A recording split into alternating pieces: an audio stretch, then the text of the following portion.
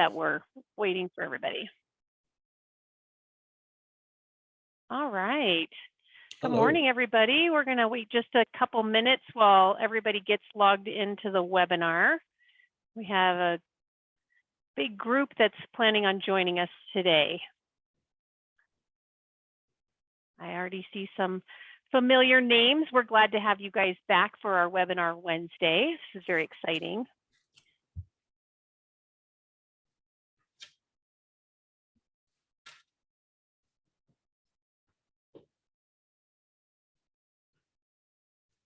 All right.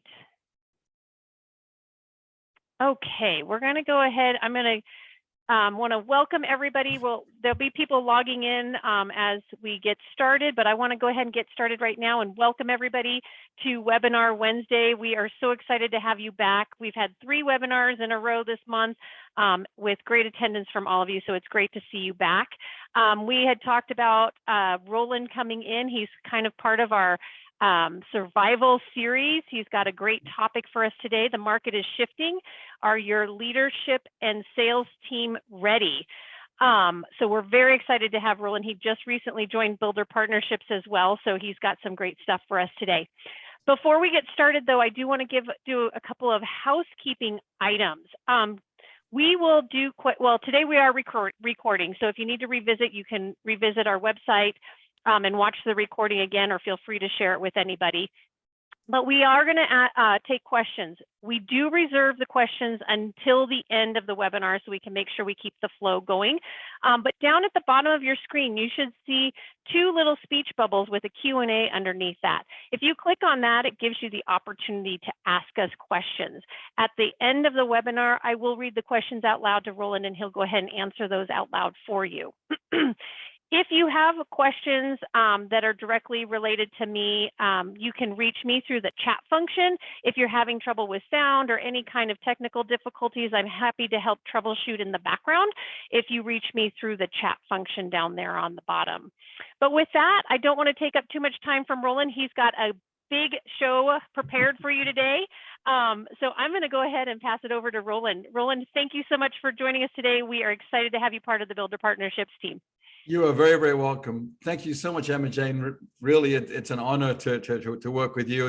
Thank you to you for organizing this. Thank you to the legendary Chuck Shin. You know, everybody in home building knows about Chuck, and I'm just so honored to be part of your preferred Builder Partnership group. Thanks to Emma as well, and Terry, and all of you for organizing this. I can't wait to get started and share some ideas that will help us get through this interesting time. All right, should I just get started, jump in? Go ahead, jump on in. All right. Welcome, everybody. Thank you. I've had a look at the list of participants, and wow, it's really impressive. Just so you know, we have builders and managers and salespeople from all across the country. So I can't wait to get started. The title really should be changed to past tense. As you know, the market has shifted. When I sent this in about a month ago, it was shifting, but it's like for most builders, I think we're finding it's like the faucet has suddenly changed or gone off very, very quickly. So we're adjusting, to this market. So let me get started. For those that don't know me, I've been in new home sales literally my whole new home sales career. I am from England originally. That's my height gives that away. No, I'm just being silly. My accent, of course. But I came to America in my early 20s, started selling new homes in 1987, which I know some of you are thinking, well, I wasn't even born in 1987. But I did start selling homes that early. Then I spent 10 years from 2002 to 2012 as a sales trainer, traveling the country. Then I went back to work for a luxury home builder for 4 years as director of sales, which I love. So I got to hone my management and my selling skills again. Then I started my own company, New Home Sales Plus, about 5 years ago. And it's been wonderful. Here's some recent pictures of me traveling all around the country. And I deliver my training either in person. In fact, I'm going to the airport right after this, traveling to Alabama to see my friends at Valor Communities, if you're on the call. But in person and on Zoom a lot, and a lot of coaching, as well as our retreats. So that's a little bit about my background. The thing about me is that everything that I teach is stuff that I do myself. People call me the stuff guy because I like to teach stuff that I've actually used. So I've been selling homes my whole career, as I mentioned already, very successfully. Almost 1 billion in personal sales, but not quite. They were close. But with the teams I'm coaching, we have monthly sales in the many billions. So it's all practical, real world experience. So that's a bit about my background. Who I really do this for is my family. So here's a picture of my wife, my wonderful son, Max. Last year, we drove across the United States, and that's us at the Grand Canyon. And then our main joy is this 1973 Mustang convertible that I got in the picture here. So my son is car crazy, and that keeps us busy. I do love American muscle cars. So that's that, a little bit of background about who I am. Let's get started here. So for being part of this webinar, we're going to get into the meat very quickly. I'm going to talk about a financing app that I created about 5 years ago, when really nobody cared that much about financing. But my frustration was that new home salespeople, we sometimes have sort of a blind spot where we don't think financing is important. Well, guess what? Now it's really important. So I do have a free app. So if you'd like that, please email me, roland@newhomesalesplus.com, and just put free app, and we'll send that to you this afternoon. Abby is my office manager, and she'll take care of that. Oops, daisy. Oops, there we go. Also, I've just completed my book, Mastery of Selling for New Homes. It is huge. It's 456 pages. I sort of wrote it really as more of an encyclopedia for new home sales, because as a trainer and as a director of sales, I couldn't really find a book that I felt was more of an A to Z and how to sell homes. So it really is designed for essential level salespeople when they're brand new. There's a lot for more advanced salespeople, and there's even some stuff in there for mastery salespeople. So for the first 3 people that email me, we'll check the messages when I get off this call in an hour. The first 3 people, you get a free book, and it will be signed by me. So quickly email me again, Roland New Home Sales Plus, and just write free book in there. The first 3 will get it for free. After that, I would love to offer you an incentive off of that, but I'm sure I'll work with you. So please, and when you say free book, make sure you put your name as to who I can sign it to. So there's that. The other thing is, for anybody on this call, any client of Builder Partnerships, I have an arrangement as a preferred training vendor, if you will. So for any training after this, you'll receive a 5% incentive. Anybody on this call. So if you'd like to talk later about how I can help you, coaching, consulting, whatever it is, or just questions you have in the market, then please feel free to reach out. And if that turns into an agreement, then you will receive a lovely incentive. There we go. August is education month. It's back to school and back to training. So far, so good. Let's get into the topic here. Oh, one more thing. We'll be having our retreat. I started this last year. My idea being that everybody is sort of burnt out a little bit with what's going on in the marketplace. We need education, but why can't education be fun and relaxing if that's possible? So I've assembled what I believe is the finest team of trainers out there, myself and Quint Leah with the sales training. We're also going to have online sales counselor training with Leah Fellows, and she's assembled a team with Alexis Udine and Heidi. And then we have leadership and marketing all under one roof. So it's 3 days of wonderful training back to back. Already there's an incentive. I'm going to add to that incentive for back to school August and make it $150 off per person for anybody that's on the Zoom or people in your company that you share it with. So again, you don't have to commit right now, but if you want to go and learn more, there's the link, newhomesalesplus.com. Shannon, go there and you'll learn all about it. And we'd love to have you join us on the beach in November to watch the sunset. The ocean, by the way, is in the 70s in Florida at that time of year. So that's that. All right, let's get to the training part. So as we know, the market has shifted, and we've all come through this interesting period of time. How can I put it? I don't know if anybody listens to any webinars, but I follow Ali Wolf, who's who works with NAHB, and she was basically saying that we all know we've had this incredible. We had COVID, we thought it was going to end sales, and then we had this pent up demand, and we did very, very well, as we all know. Not telling you anything new. That did create some anxieties and so forth, but an abundance of sales. What Ali was saying on her podcast last week, that we're really back to 2019. And I want to get that point out there because 2019 was a really good year. But the point was we had to work very hard to get sales. We had to work smart, not just hard, with all the things that we're going to talk about this afternoon. So really a lot of what I'm going to mention, what's old is new again. In other words, we're going to get back to some of the fundamentals to make sure that we have the right program in place with our sales team.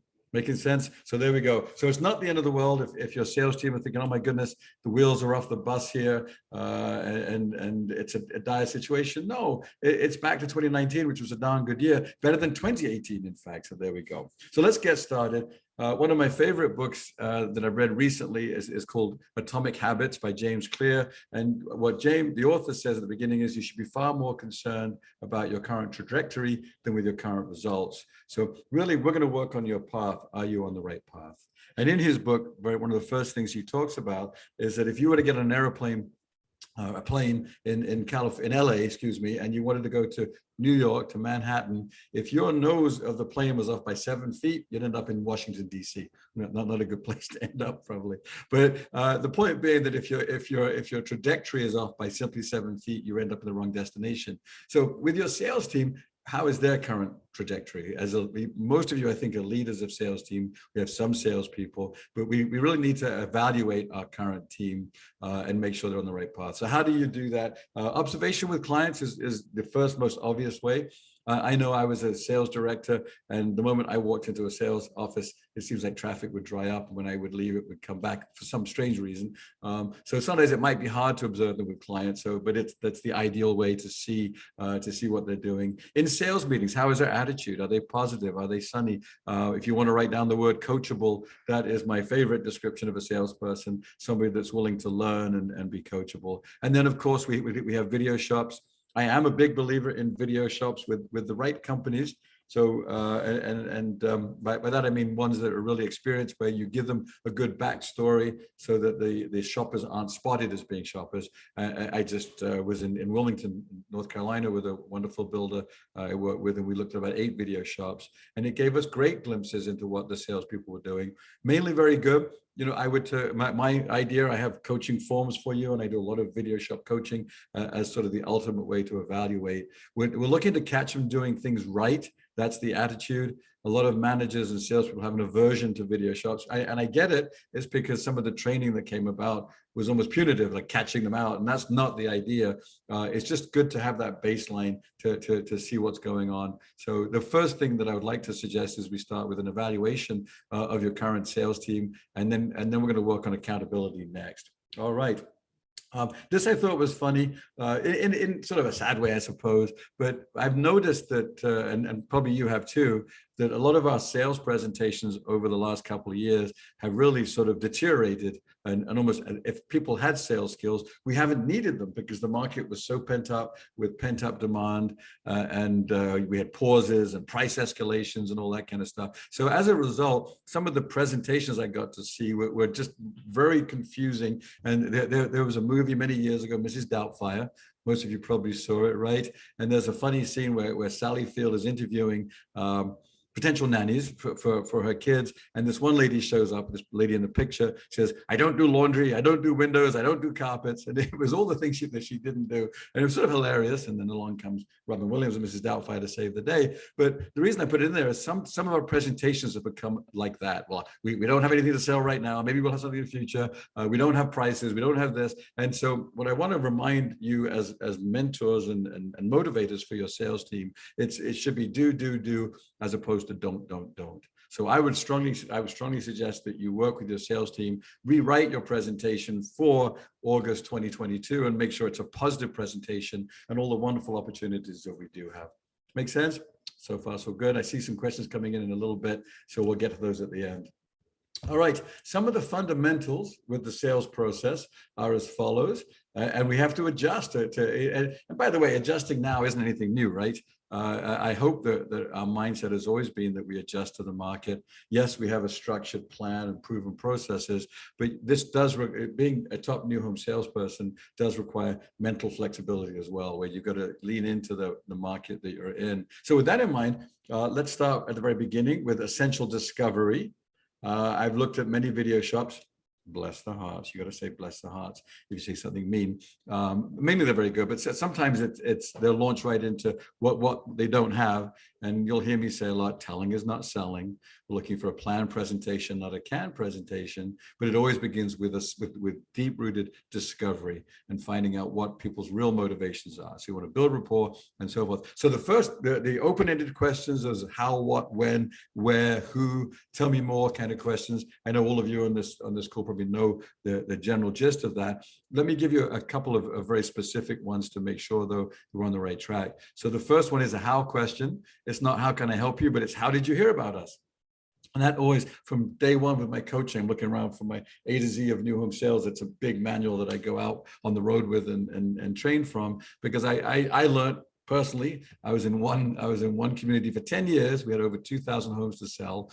And before I got trained, I used to say, how can I help you? And people go, well, I'm just looking. Well, don't you know? And it was, and so then I learned to say, how did you hear about us? And if they said website, I would say, great. What was it on the website that attracted your attention? Or what was it now on Facebook or Zoom or Zillow that caught your attention? Marketing loves that question because we find out how specifically they heard about us. But as a salesperson, we're looking for hot buttons. If you want to write down hot buttons. So when they say it was on Zillow and you say, great, what was it you saw? Well, it's a great location. It is a wonderful location. What do you like about it? And all of a sudden you're bypassing the negative part of the brain and you're going straight to the hot buttons. So if we can try to remember to, after the initial greeting and rapport and welcome them, offering refreshment and that kind of stuff, then how did you hear about us? Great. What was it your friend said? What was it while you're driving by that attracted your attention? So open-ended, not closed-ended.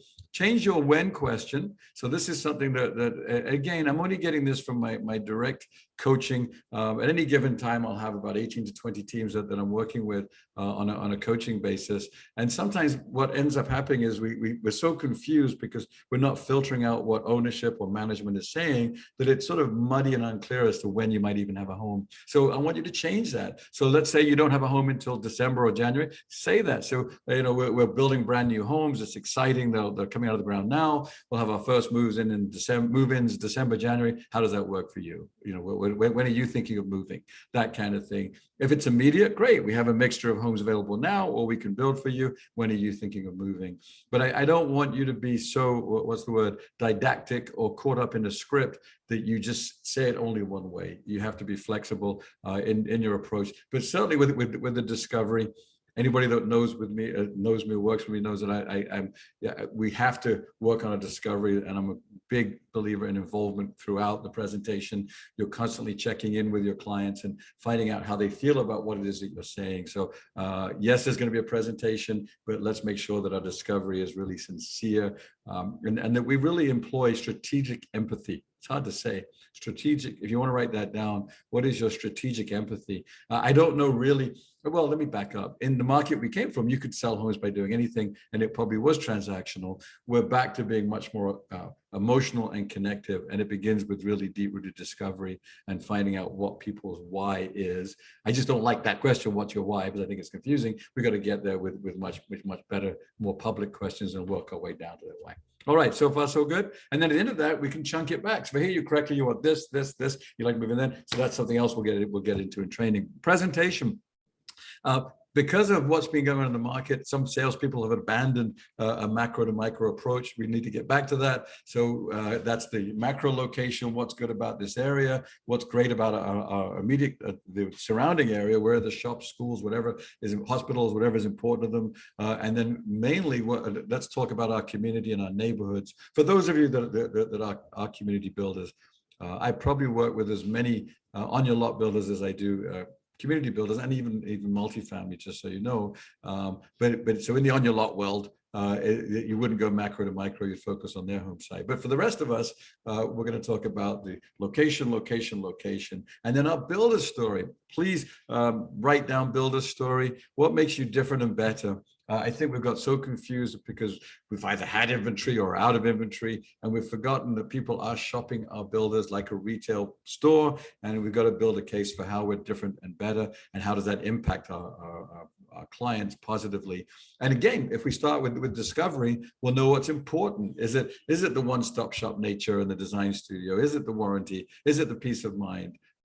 Is it just moving in on time? Those kinds of conversations you'll get from your builder story. When you're empathetic, you'll be paying attention to how they react and what's important to them. So yes, we should start with writing it down and preparing it, but then be prepared to be emotionally connected to your clients and react to how they react. All right, demonstration.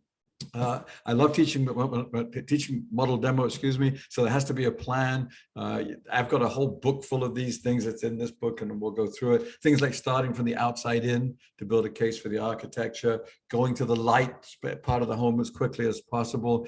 If you want to write down something that you can train your team on immediately, it's close as you go. close as you go is one of my favorite things. Again, I only teach what I've done, and I discovered that when I was actively selling, I would close out portions of the home, not just the whole. After 10 years of selling, I realized this. Instead of waiting to the end and hoping they like something, I would close out areas. So I'd close out the front. How does the architecture feel? Architecture, coastal or farmhouse, whatever it would be. And then how's the great room, kitchen? How's the backyard? How's the owner's retreat? Maybe each floor, and then I would close the whole home. So close out portions of your home with easy yeses, things that are easy to say yes to. Make sense? And then the other thing that I believe I created is FBI, which is feature benefits involvement. Hope I'm not going too fast for you here. But as salespeople, we typically tend to share features, but if there's no benefit, that's known as feature dumping. And if a client can say, so what, then you haven't capped your feature with a benefit. So the first part is make sure we know our features, cap it with a benefit. But what I added to this was the I for involvement. So I want to make sure that you constantly check back in and say, well, how does that work for you? Would that be important? And which of these would you prefer? So that all the way throughout the whole process, you're not guessing what the client likes, but you're getting feedback constantly. And by the way, something that needs to be understood. Sometimes people think that I want to trick people into saying yes. No, not at all. I love it when they say yes. That's nice. But sometimes yes doesn't have any meaning. No can be far more powerful. So if I close out the kitchen and say, how does the kitchen feel or work or look? And they go, well, I don't know. I don't get upset. Well, what doesn't quite work for you? Well, I don't like the backsplash and whatever else. Great. So if we could change that, would you consider it? Yes. So I'm not looking for Pollyanna kind of yeses along throughout the process, but just getting honest, candid feedback from buyers as to what they really like and don't like, so that you can redirect constantly and make sure that you land with the perfect home. Make sense? All right, so that's that. So FBI, feature benefit involvement, is a great tip for you to work with your sales team. You can literally take every room of the home and FBI it and figure out what's the feature, what's the benefit, and how do I involve them. There we go. Now, and then the whole point of selling is to narrow down to a one of a kind. So if you could write that down. I know that we know it innately, but sometimes I believe that the salespeople just got so confused in this changing market. So let's make sure we're narrowing down to something to create urgency, of course, and have the clients fall in love with something. So in a community sale, it's easy. It's a home and a home site. Some of you may not have home sites yet, and your next collection is not open. So maybe it's the idea of what's coming next. In the on your lot world, provably, I've worked with some really big on your lot builders. One builder I've worked with for a couple of years built 1,000 on your lot homes a year. We have found that about the top 10 salespeople have the same trait, which is that they always narrow down to a floor plan on guess what visit? On the first visit, of course. So yes, they have a wonderful tool on the website, which the clients like to have fun with. I believe on Friday nights at 2 in the morning or something, they're out there having fun with the sort of sticky, tool that they have. But they have all found that if they work through the plan together in person, then it's a lot more effective, because now the client is falling in love with a one of a kind. You can price it out, whatever your process is, and they're falling in love with something that also might change and go away in some fashion. So that ability to narrow down is essential. So when working with your salespeople, going through your hot prospects, talk about, hey, what are the client's hot buttons? What are their objections? And by the way, what plan or home site have they narrowed it down to if you're in a community? So there we go. And then close.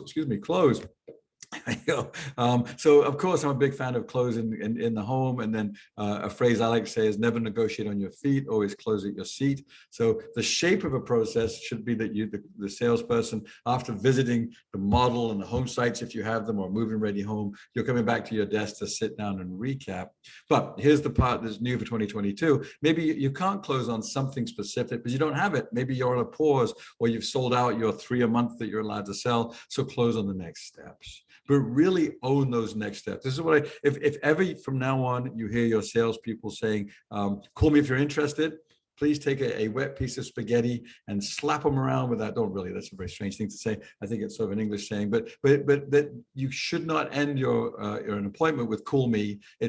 I will call you as a salesperson. So whatever those next steps are. So let's say that you can't sell anything this month, that you already sold out of your current offering or whatever. It would be, Mrs. Smith, is it okay if I call you the beginning of September and invite you back out to show you exactly what we have, or whatever that would be for your selling situation. But let's not let us get away with the idea that we're not closing. We're definitely closing. We close throughout, and we're closing on the next steps if you're not closing on something specific because you're sold out of it.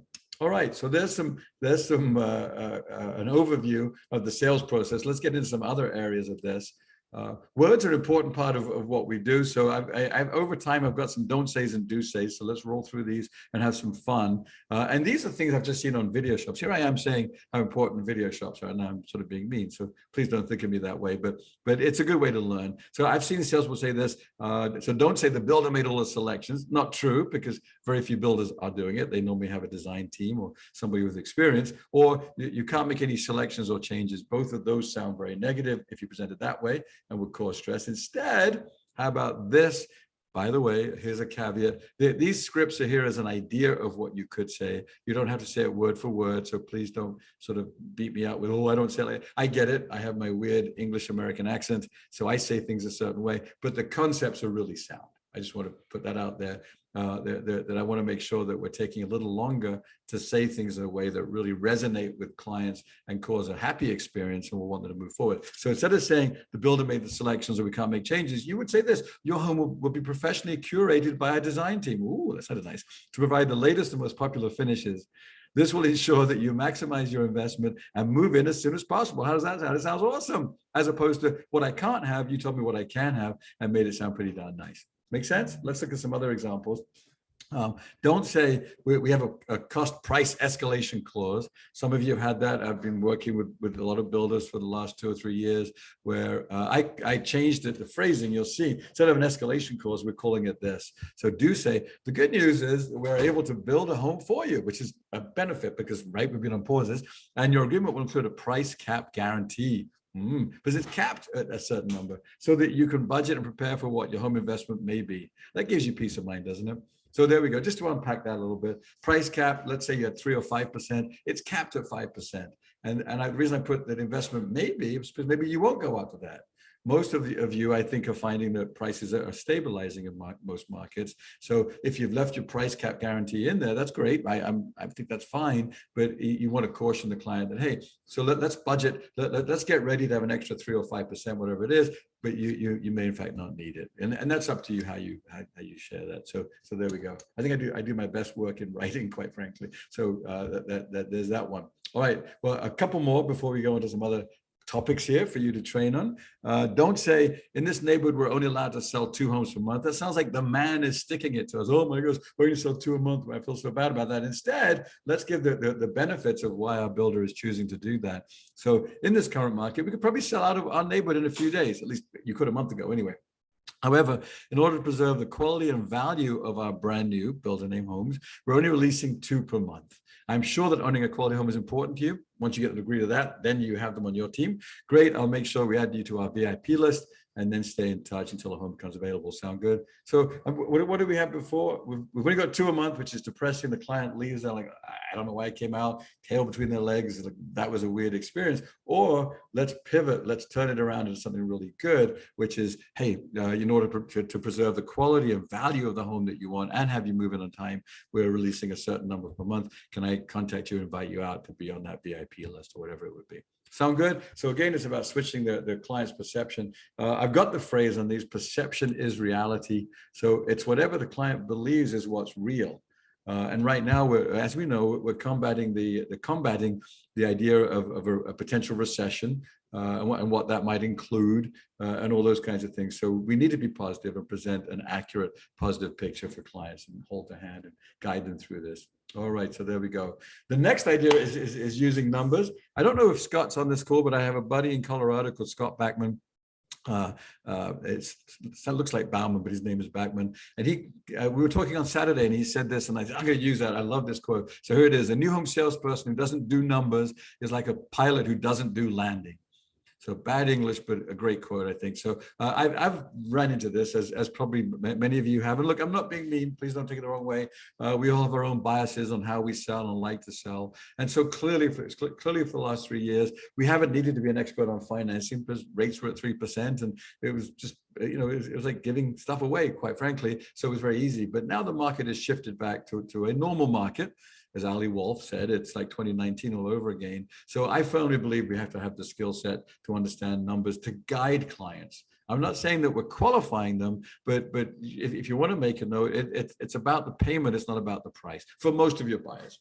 look, if you're in the luxury market, $1.5 million to 10 million, which I manage sales in that price bracket, financing didn't matter. Maybe concerns about stock market were more important to that higher end buyer. But for the rest of the market, they care about what's in it for them, what's the monthly investment. So I have a free app. I created it about 5 years ago. All of a sudden, people are already using it and benefiting from it. I'll run you through it really quickly. Please email roland@newhomesalesplus.com and write in the word app. And Abby, my amazing office manager, will email you the codes. It's literally free because it's just easier for me to do that. It's a benefit of working together. So let me run through how that works for you. On the app, it's on your phone and on your laptop. Quite basic, quite simply. I'm not trying to sell it. I just want to help your salespeople get better at talking numbers. And here's what I will share with you. The reason they probably don't talk numbers, and I found this out about 5 years ago. I had some clients I was working with, and one of the top salespeople back then was like, I don't do numbers and all that kind of stuff. I thought, well, why wouldn't she? And then I looked into it, and there were no good mortgage calculators. We used to have those old HPs where you'd put like 12 prompts. I used to type it out in the back of my knee. I just couldn't remember it. It's not user friendly. And then I tried to sign up for some mortgage companies ones, and those you get ads and it's annoying. So I basically created an app. The thing I love most about my app is that your salesperson can forward the information to their client. They type in the client's name, and it will have your salesperson's contact information, their name, their email, their phone number. So when you sign up for the app, you just put your info in, and it comes from you directly. So I think it's just a great tool to allay people's fears of financing and make them comfortable. At the bottom, I got a legal disclosure from an attorney and to make sure that we're not claiming that they're being qualified, but it's to guide them. So bottom line, without any further ado, there's 4 functions. I'll go through 3 of them today in the time we have. The first one is called Easy and Easy Plus. You simply price in, you just type in on your phone the amount of the home that they're looking at. You put the down payment. You can use dollars or percentage. If it's less than 20%, the app automatically calculates PMI. I will add a button to override it because some of you maybe you'll have VA loans that don't have that. But right now, it calculates PMI, and you can do percentage or dollars. You put the interest rate in, which you can adjust, and it immediately shows you what the monthly investment would be. These are words I use: monthly investment, not payment; initial investment, not down payment. I believe the magic is in the mix there. The problem with just showing PI or principal interest, that's not honest, because we all know there's taxes and insurance. And so I would work with your mortgage lender. I've done about 10 of these coaching sessions in the last 30 days already. I just spoke directly to the mortgage lender, and they gave me their percentage for taxes, percentage for insurance. And now guess what? You can do PITI. So, and it says it's for estimate purposes only. We don't want to imply that they're being qualified. But now all of a sudden, a client comes in and they're not sure if 550 or 600 is their price range at 5.5%. Well, guess what? Let's look at it together. And if it's too high, what can we do? We can look at it maybe a 7-year adjustable or a 10-year adjustable, or maybe there's a buy down program, or maybe you can put more money down. Let's see, could you go from 20 to 30%? Let me see what that would do to the monthly investment. And you can have fun with this and play with it in front of the client. And it's very sticky and fun for the client to sort of look in. It's just not scary. And look, I love the relationship we have with our mortgage companies and preferred lenders. So please don't get me wrong with that. But that's a whole nother step that some buyers may not be ready to make yet. In other words, they just want a working idea. Is it $2,000 a month or $3,000? I really don't know what it's going to be. Well, guess what? New home salespeople should have that information. So I've found a way to make it easy for you. So there's that. The other thing is Pay Easy, which is a backwards mortgage calculator. Yes. And this, I think, I don't want to say I'm being the genius, but the app is genius, because if a client comes in with a budget, so let's say they're in a rental community, which is very common, and they're used to paying a certain amount a month, what's your rent and what's your monthly investment goal, $2,000 a month. Let me put $2,000 into the app, Pay Easy. How much are you investing initially? $20,000, great. And within half a second, it tells you what that would equate to in terms of a purchase price. So there we go. And it may be correct, it may be good, or maybe that you don't have a home at that number, in which case you would say, well, for $2,000 a month, we're a little bit under where we start. Could you go $2,200, $2,300? Well, we consider it, great. Or could you put more money down, or could we look at a different interest rate? Again, it puts you in the driver's seat. You have control of your numbers. So I get very passionate about this. I'm sorry, I'll calm down right now. But I can't really imagine in 2022, August, new home sales, how we can't have a working knowledge of numbers. The app, which you can use free, enjoy it, please, and get really good at converting those sales. So I don't think we can afford not to, is my point. The last one is sort of fun. It's called Reduce to the Daily. I did this with a piece of paper and a mortgage book. That's how long ago I've been doing this. So when I was selling for 10 years in 1990 to 2000, that's what it was. We had 2,000 homes to sell in South Florida in one neighborhood. And a lot of my buyers wanted to negotiate over $10,000. And so I knew what that was on a daily amount. I just had it figured out with my mortgage book. So I'd write down $10,000 equals like $2.80 a day or whatever. And I would slide it across the desk. Say, look, it's $2.80. It's less than that cup of coffee you have in your hand. And then they would normally chuckle and go, well, can you split the coffee with me? So I knew at that point that they would move forward, and they got it. So the app does the same thing. You can put any amount in there and reduce the daily, whatever the interest rate you last put in, it'll lock in and it shows you what it is. So on the example on your screen, $12,500 at 5.8%, which by the way, I think rates as of today are about 5.5, but anyway, is $2.44 a day. So let's say you had a premium home site out there that they really love, but they were feeling guilty about going that extra 12.5. You said, well, it's totally up to you. You should love that view. Let me show you what that is on a daily. It's $2.44. Would you be okay with that to get your dream view or your dream kitchen or your dream set of amenities inside of your home, luxury choices? So you found a way for them to justify what they want to do anyway. Makes sense? So the app will do that for you. So hopefully light bulbs are flashing all across America now with people that are watching this webinar and realizing, hey, there is a fun and easy way for my salespeople to embrace numbers. And bottom line is, get more sales. I think we can't be cavalier about that. The buyers will just leave and not make a commitment because confusion leads to indecision, right? Or fear, that part of our brain, the amygdala, I think, that deals with fear. It's, well, what's the price going to be? What's the payment going to be? I don't want to call a lender because they're going to try to qualify me and close me. So now we found a fun way to do it. So hopefully I'm not selling past the close. I sense that I am. So I'm going to move on. All right, motivation and training. So let me go back to my quote from James Clear, my one of my favorite books this year. He talks about this, that you do not rise to the level of your goals, you fall to the level of your systems. So you can put a goal out there if I want to sell whatever, and that's great, and it could be motivational. I can be coaching a team, say, I want you to score 10 goals. I love soccer, but they're probably not going to do it if I haven't trained them on systems to get there.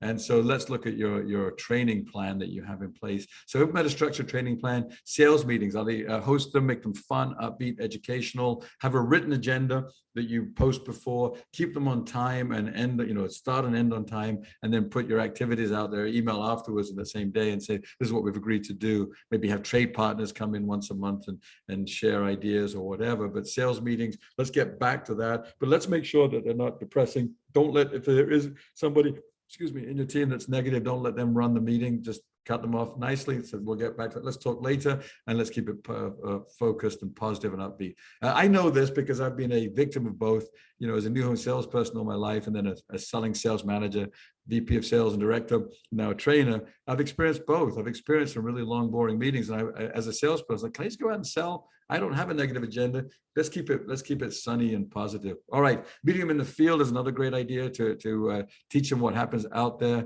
Role playing, I know it's not popular, but let's make role playing fun. And I would role play every component of the sales process, and then make videos. I have a poster here behind my desk of a sales competition that we did for videos. So have them make a video of their best discovery and presentation, what I call Act 1. Have them make a video of model demonstration, the one they're happy with.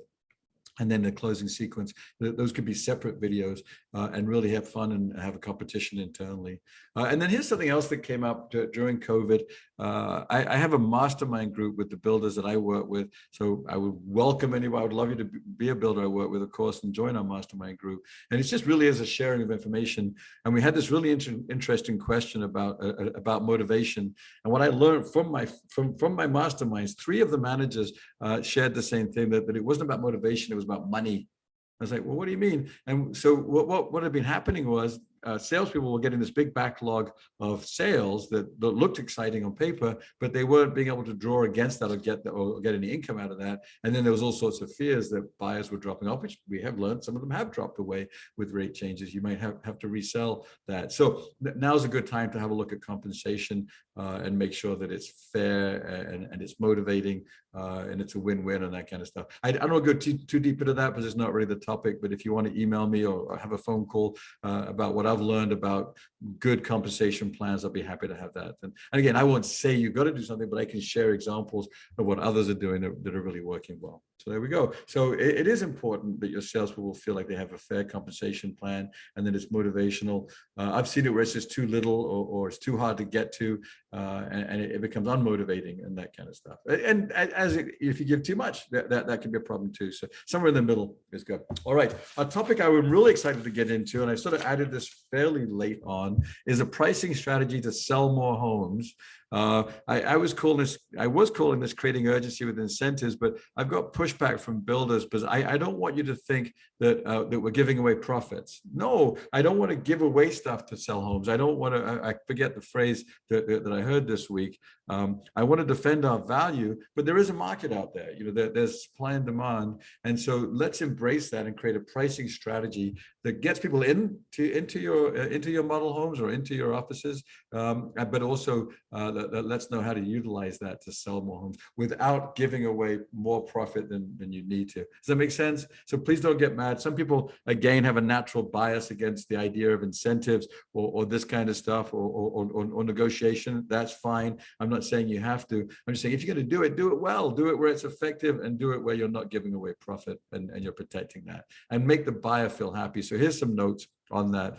Creating urgency with incentives. So the first thought is incentives don't make buyers out of non-buyers. They just make real buyers buy more quickly. So you're not bribing your way to a to a sale. That's not what the market is about. Again, buying is emotion backed by logic. They've got to fall in love with the location, the community, the home, the builder, the finishes, the investment's got to be right. But the icing on the cake is that they also, if you buy in the month of August, we have a special incentive, whatever that happens to be. So the question we need to ask ourselves, you want to write this down. You can email me for these PowerPoint, of course, but it's why am I a builder? Please write this down. Why now? Why now? I'll let that resonate, percolate a little bit. I think we've lost sight of that a little bit because we've just been so shell-shocked with everything that we've gone through COVID and then price increases, pent-up demand, pauses. Who knows what your poor team is like being in what are those little machines? Ping that goes back and forth. Somebody could tell me what that machine is called when you play that game where bing, bing, bing, the balls are going around. It's too much. So let's get back on track. Here we go. Why am I a builder and why now? So there's two kinds of incentives. One is published and one is a non-published. So in the time we have, I'm going to give you a brief overview of both. We can always get into more detail later on that. On a published one, the goal is to drive in traffic. If you're going to publish an incentive, you want to get people's attention. They're a bit, there's sort of a laissez-faire feeling that I don't think we'll come in. I know what they have already. I've seen it, been there, done that. But then all of a sudden, you and your marketing team come up with an incentive that's not giving away the farm or anything, but it's on the buyer's level, then it should motivate them to come in. So it's to drive in traffic and make sales where you're not selling. If you're selling enough, don't worry about it. Please don't do any of this. But if you need more sales right now, as many of the builders that I work with, all of a sudden, the faucet has been slowly turned off, or it's maybe 7 sales versus the goal of 12 or whatever it is, your number doesn't matter, then this is the way to do it. So a published incentive, here are the rules. There has to be a reason for it.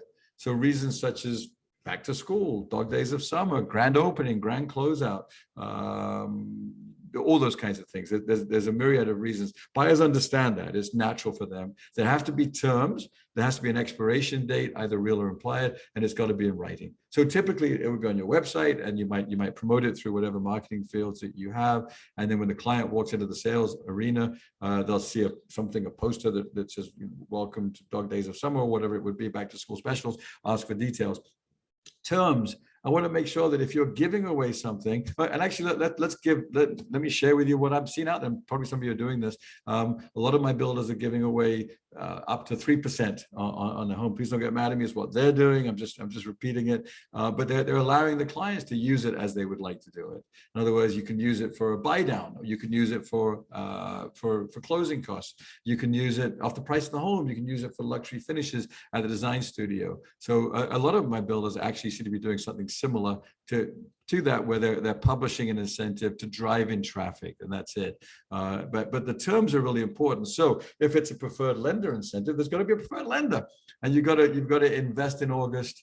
Other terms might be that you would close when the home is finished within 5 or 10 days of CO. So choose what you're putting this, what you're putting the extra sauce on, the nitrous. Is it your move-in ready homes? Is it every home? Is it only to be built? Whatever you want to focus on. So so let's say you have a move-in ready home that's going to be available in September, in mid-September, and you have the terms of closing in mid-September, and the client says, no, I want to close in October. Well, we can't do that. Or you can negotiate that closing date. So now you're not negotiating price, you're negotiating terms. Or if they want to use their own lender, well, you maybe can, but you can't get the incentive because in fairness, it's negotiated with this one lender. So we'd love to switch the buyer's focus to terms and not price. It gets them off of that. And we all know, and my second book is Mastery of Negotiation. I'm working on it right now, not the second, but I'm working on it. To get out there, but I love teaching negotiation. So it's great when you switch the focus to if they want to buy it, to when they want to move in and what the terms are going to be. And clients feel like they need to get a deal. If you're going to give them something, they feel like they need to work for it to make it valuable. If it was too easy, then it's for everybody. And so that's what this could be about. Expiration date, end of August could be something, or maybe the next 2 sales company-wide, the next 2 move-in ready sales. If it's a grand closeout, well, we sell the last home, grand opening, maybe the first 5, whatever you would like it to be. What creates urgency? It's not really, it's narrowing down to one of a kind and the expiration of the incentive that they found valuable. So if you had a financing incentive and you couldn't share what the monthly investment was with them, an approximate one, I don't think it has the same value. If you use the app, it all ties together very nicely and can give them an estimate of the monthly investment, and they like that, and then that's going to go away. Then you've built value and you created urgency, and then always in writing. So there we go. Published incentives do tend to be things that you can find out about out there. So it might be in your ads or a website, as I said. The other kind of incentive is the non-published. And again, a lot of builders I work with, or some builders, not a lot, some have a bias against it. They think it's a sign of weakness. I've used them all for a long, long time. I've been selling homes for over 30 years. I know that's shocking, but I look young. That's the Botox. No, just kidding. But I've been in different markets. We haven't needed them for 3 years. So why would you work on that? But again, if you do have some room to work with clients, there has to be clear parameters from the builder and sales director that we're staying within certain boundaries. We're not giving away anything below a bottom line, but you're allowing the client to have an experience like they won something. And so, so what I teach a lot is what's called strategic empathy. So find out what's important to your buyer. I had buyers that maybe they would like an appliance upgrade or ceiling fans in Florida. Some of you, maybe it's window treatments or landscaping or buying down the interest rate or whatever. So so when you find that out, and then we want to use it as a closing tool. So there's a quote, back pocket incentives should be used as closing tools, not an opening statement. So it shouldn't be walking the door, hey, come on in, we're giving away $5,000 towards closing. No, you save it until they're in love with a particular home, a particular location. And now you're sitting down and recapping and showing them what their home will be. Oh, and by the way, if we go ahead in August, if we could go ahead and give you that fireplace, would you consider going ahead? So it's a whole nother topic, and we could have that. We could actually do a webinar on how to negotiate. Please let Emma Jane know if you'd like to in the Shins. I'd be happy to come back and do a class on how to negotiate. But please be open-minded. I'm not saying you should or shouldn't, but if you're going to do it, let's do it really well and create a win-win. A win-win-win. A win-win-win is when our builders are happy, we're not giving away anything. The buyers are happy as well because they feel like they got a really good value. And we're happy as salespeople and sales managers because we're staying within boundaries. So it's a whole art form we can get into later. But if you're going to do it, let's make sure that it's empathetic and you're using it as a closing tool. Whew, that was a lot of info. All right, let's see. how to recruit. This is just a step-by-step process. I don't know that everybody on the team needs to know this. If you're a salesperson, this wouldn't apply, but you can always get these slides or email me.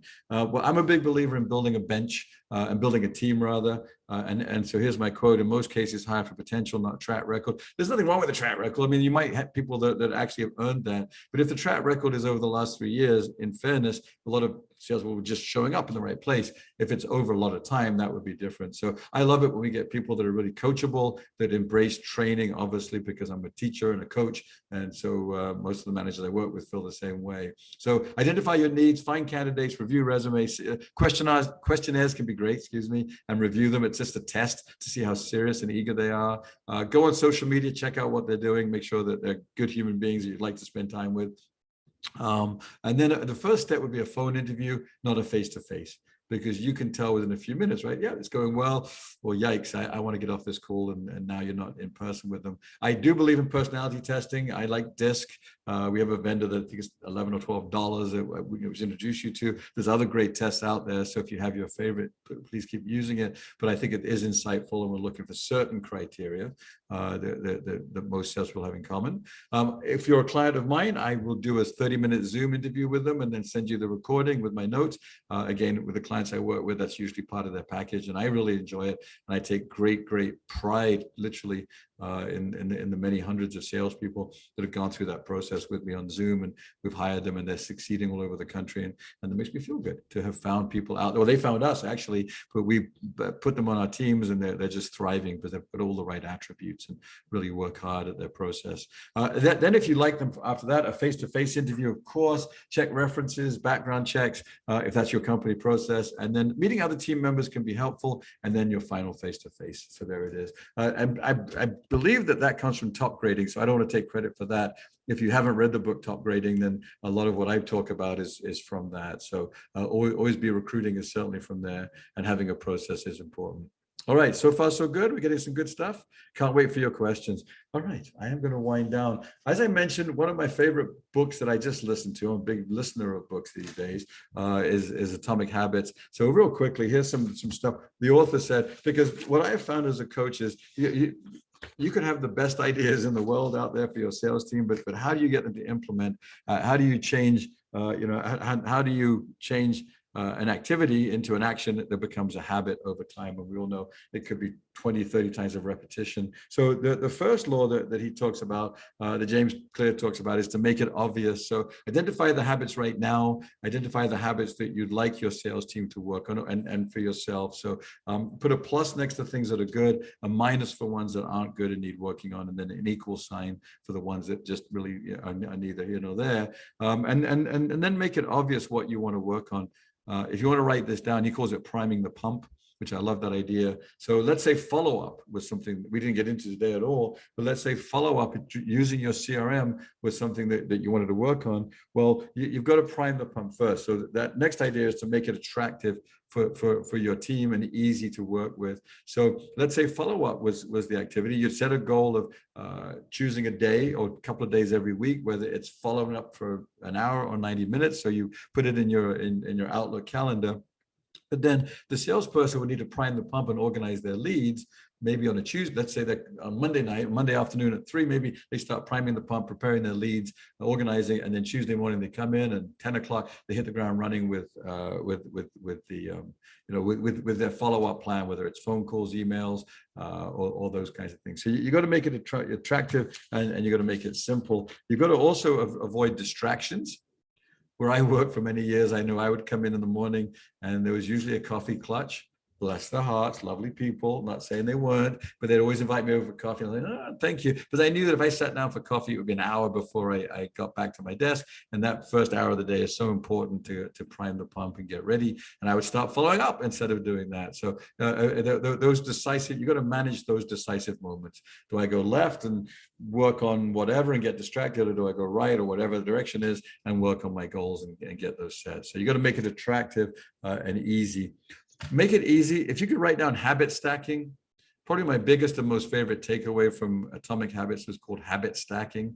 So a lot of us have goals we'd like to accomplish, but we just don't seem to have the time. So you stack the goals together. So I stack together working out more, because I'm always concerned about my girlish figure, and reading more. I buy books every January. I go to Barnes and Nobles and get my books, and then I never read them because I just don't find the time, or I'll doze off or something. So what I now do, I started in January this year, I go for a walk every single morning, and I have an Audible account, and I choose my books, and I can't wait to get out there. I just finished Chris Voss, Never Split the Difference. So I'm going to be talking, it's perfect for the market we're in with how to negotiate with empathy.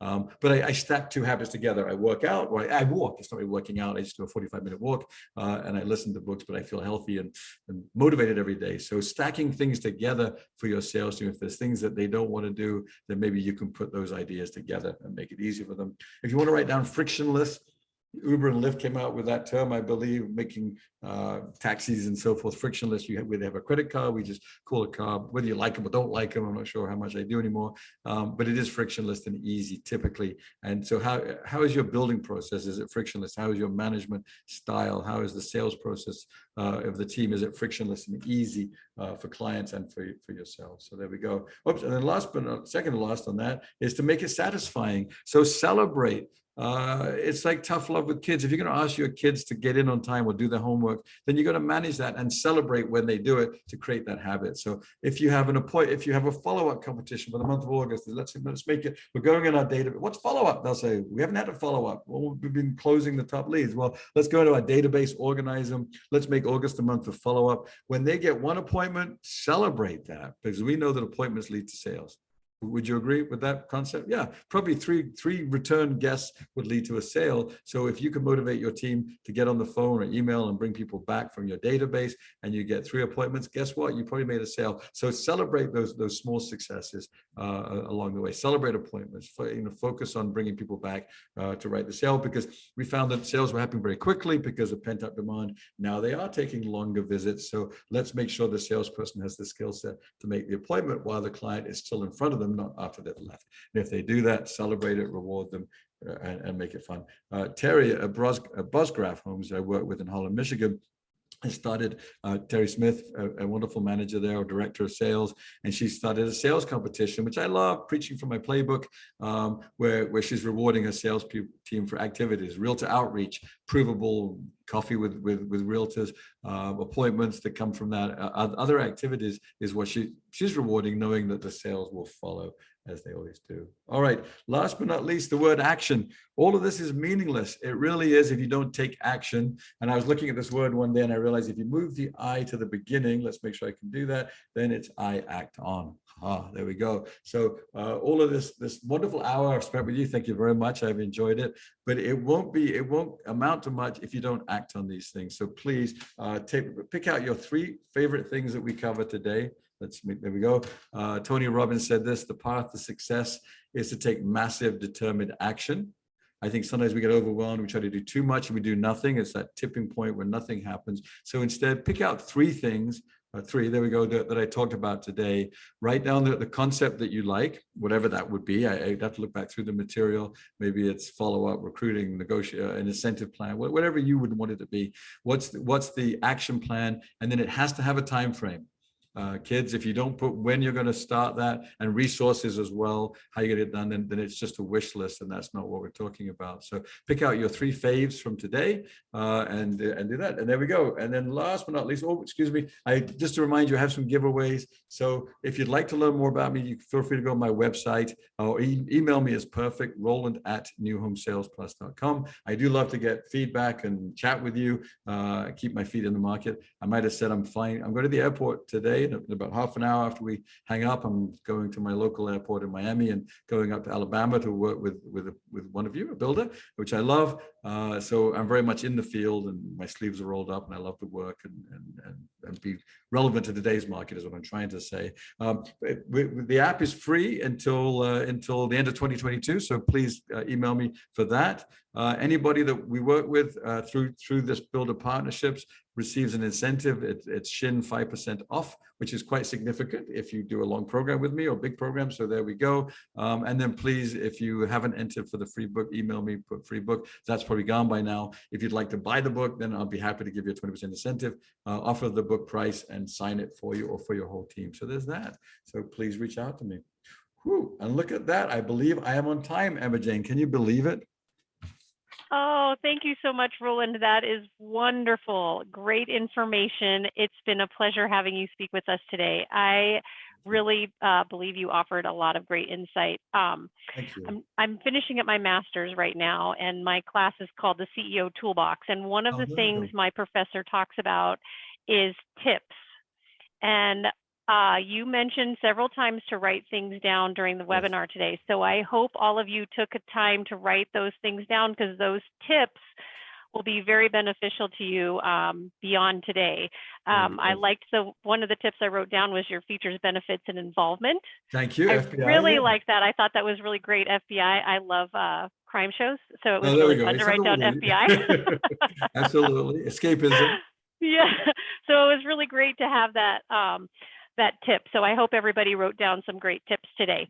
The questions I think you saw popping up during the show, I was writing down in the chat for everybody. I wrote down your email and to write free app, and then also the Shin Consulting book, and then New Home Sales Plus.com/Shin to register for your event coming up in November. Please, the event in November, it's going to be amazing. It's right on the beach in Clearwater Beach, Florida. 12 amazing speakers. We're calling it Better Together, which I really believe is perfect because it's sales, online sales counselor, and then leadership and marketing all under one roof, which I don't believe has been done. I don't know. I mean, with the exception of really a big builder show, but this is more intimate and more connective, and you really get to interact with your trainers and your peer group as well, and we have fun. Yeah, it sounds like a great time. Well, if anybody has any questions, please feel free to put those in the Q&A. I'm sure there is a lot of great information, and if you are rewatching this video on the recording, feel free to email Roland. His email address is right here on the screen, and you can email him your questions at any time. He's happy to help. But I know you have to rush off to the airport. In a little bit, yes.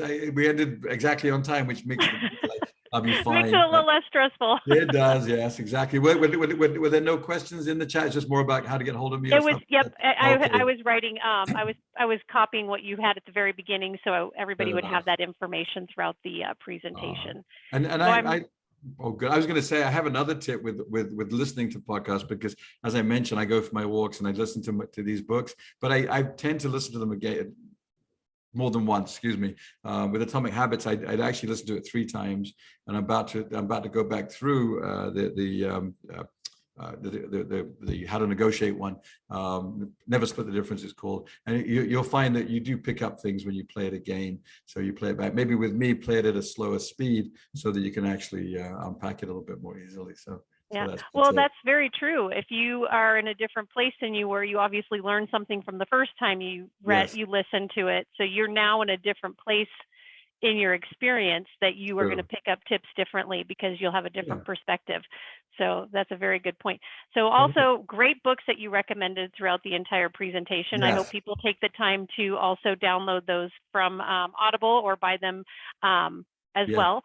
So again, thank you so much. Mastery Selling selling new homes, for new homes is available.